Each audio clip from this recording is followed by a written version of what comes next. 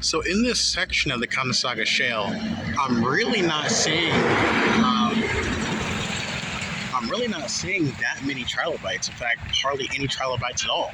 I know parts of the Kanasaga is fossiliferous and other parts aren't, but probably the reason why I'm not seeing a lot of fossil content is because the depositional environment in which these shales were deposited in.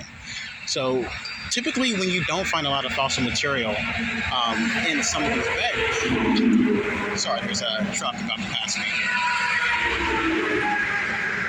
So typically why you don't see a lot of fossil content is because of the oxygen level in which this shale was deposited in. The oxygen levels were quite low in this type of environment. And so typically when fossils are formed, you do need, or at least in oceanic environments or marine environments, you typically do need low oxygen level to preserve fossils.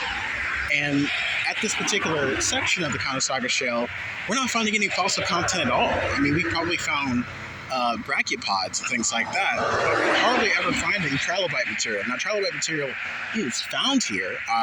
People have gone to this section of the Kanasaga Shale and have collected trilobite material, but it's in very low percentage. And I've been to locations of this exact same formation where trilobites are very abundant. So it probably had to do with the oxygen content.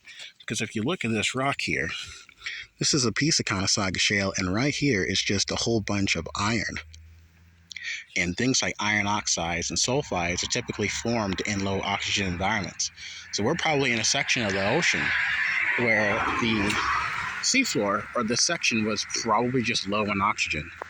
So we're not finding a lot of fossil content. Like I said, we probably found bits and pieces of little tiny trilobites and possibly brachiopods, inarticulate brachiopods. But it's kind of weird that, this outcrop is very extensive, and I haven't found a single complete trilobite yet. So it's just kind of weird, and it kind of gives you an example of what depositional environment was once like.